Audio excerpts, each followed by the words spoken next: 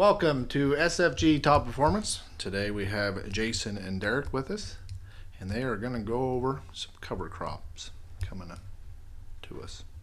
You bet. So beginning of August here, and we're already starting to talk about fall. I can't believe how fast the summer's gone, and got a lot of fungicide done, and now we're thinking about getting ready for harvest and thinking about what we're going to do after harvest. So just wanted to go over a few cover crop options this year, kind of what's been working and when's the best timing. So for me this year, it's still kind of our main ones where we plan on having winter rye, winter wheat, winter triticale, radishes, turnips, rapeseed, all the normal type stuff. You could say there's nothing really new working really great. You could say something different than what we've used in the past. But one thing that our business has shifted to a little bit, we've used a lot more winter wheat than winter rye over the last 2 years, and that surprised me a little bit. Just seems to work. Just seems to work for us. I don't know if it's a little bit of our high clays that we have down here, but that wheat just has worked really well. I bet we've put just as much winter wheat out as winter rye over the last few years. And timing wise for cover crops, usually the grains, the wheat and rye, you can get away with waiting until after harvest. Once you get into the small seeds, the turnips and radishes, we really need to be pushing those applications a little earlier. We've had pretty darn good luck with putting them in the crop with the airplane. Gets a little growth out of it. If we wait till middle of October for those turnips and radishes, it just seems to get too cold and they just can't get going too well. But Jason, is that kind of what you're seeing out there, or what's your recommendation? Yes, I have a few guys that chop, a fair amount of silage, and I have several of them are doing the oat and the radish and turnips, which gets it in earlier, and then they can chop them oats for feed, and then they have another fall crop. So that's the only difference than, the winter wheat is a good deal. I've seen one field this year, or two fields, that had a little bit of carryover from the cereal rye, where the corn definitely showed some effects. They went ahead and chopped the rye and then no-tilled into it, and that this year was not the year to do that. They're two severely damaged fields from that, and that's the first I've seen that in the cover cropping I've been around. But it was chopped. There was still some green came back, and the roots just had enough of the toxins to affect the corn. And this is the first year I've seen that, so I'm a little leery of rye being chopped. I know it needs tilled in between to take care of that. So, as far as cover crops, that's what I'm seeing. Sure. It just makes me nervous anytime you're putting rye before corn, to be honest with you, because it's a grass crop before a grass crop, and it's taking some of your nitrogen, and especially this year, that late May stuff, it took a lot of the moisture out, and that corn sits there and just struggles. So I'm a big proponent of the cover crops before soybeans, but before corn, I just get a little more nervous on it. Yep, very much so. We've been catching a few more rains here in the past couple weeks, and we got a really good one beginning of August that we haven't had in the last couple years. So, Jason, what are these rains doing for our crop right now? They're doing tremendous for the most part. That top growth we talk about, that we need August rain for. You hear me talk about August rain makes beans are good till August. That top growth is, that's going to put beans on now. There's enough moisture for that to put beans on, and it's helping the kernels fill in the corn and also the test weight in the corn.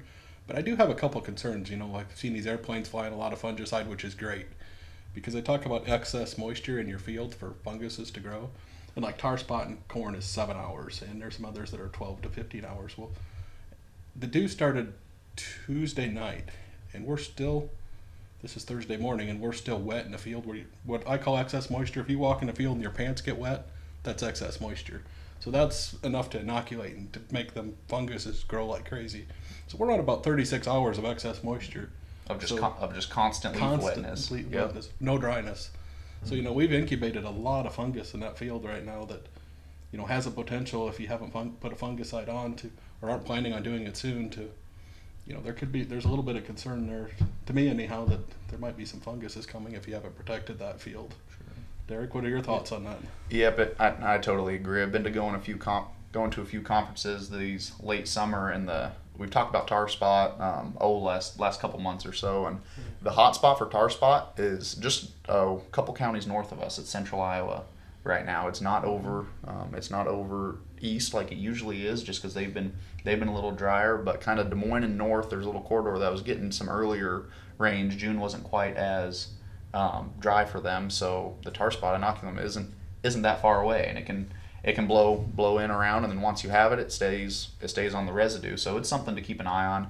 We haven't seen very much of it up here. I've heard of some around the Pella area, but that's been about the closest, and I haven't found anything really measurable in the fields yet. But like you say, it's constant leaf wetness, and they talk about the latent period of tar spot is really long. Mm-hmm. So let's say this week it's going to inoculate, or it's going to get started. You're not going to see a tar spot until up to in the next 3 weeks. So that tar spot's working and growing in that plant, and you don't see it for 3 weeks. So in 3 weeks, we're going to be, the end of August. No one really thinks about fungicide applications the end of August. But then this tar spot, if it continues this wet weather, and it kind of looks like it is. I mean, this weekend we have some more chances, and it'll take off, and it'll just take the field like crazy. So I almost expect to see a few, late diseases coming in. Will it hurt yield? We don't know for sure, but it'd be something to keep an eye on. And any of these late fungicide applications might be something to keep an eye on for in the next future years. I don't see us putting on getting the airplanes back out and putting on a lot of corn fungicide, but it'd be something to keep an eye on when we get this milder, wetter weather in August. Yes. And it's great for the crop. I hear, like Derrick and I were talking earlier, it was $1 million rain yesterday, and yes, it truly was. That added so much to our beans and our corn crop that's there.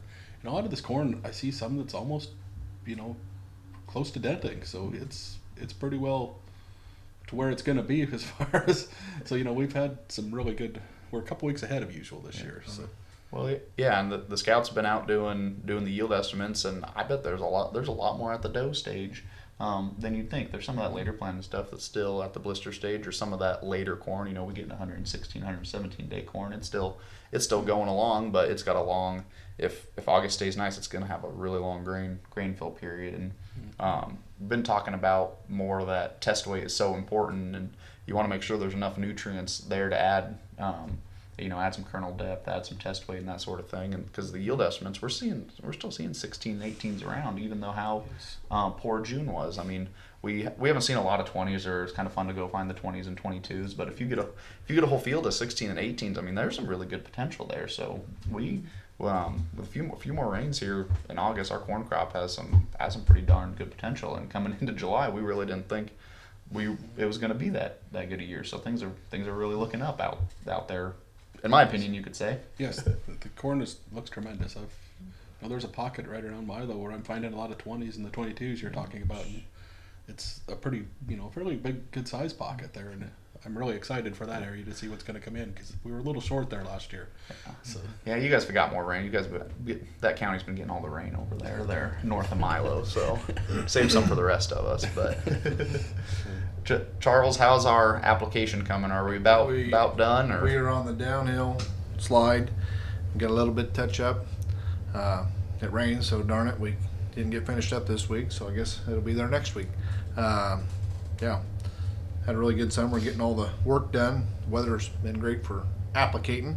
So now we're going to shift gears and get the stuff winterized and get it ready for next year. We'll be dragging out the toolbars before you know it, and that'll be the next project. But anyway, I was in the process of cleaning things up and getting sheds organized, and in the process of getting elevators ready to go. Pleasantville and Milo, we're shuffling people over there to try to get Milo cleaned up and get it ready and get some bins cleaned out. We're doing that at all locations.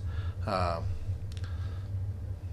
of that, everything's been going great. So, well, I can't think of anything else unless you guys do. So I want to thank you for joining us. We'll catch you next time.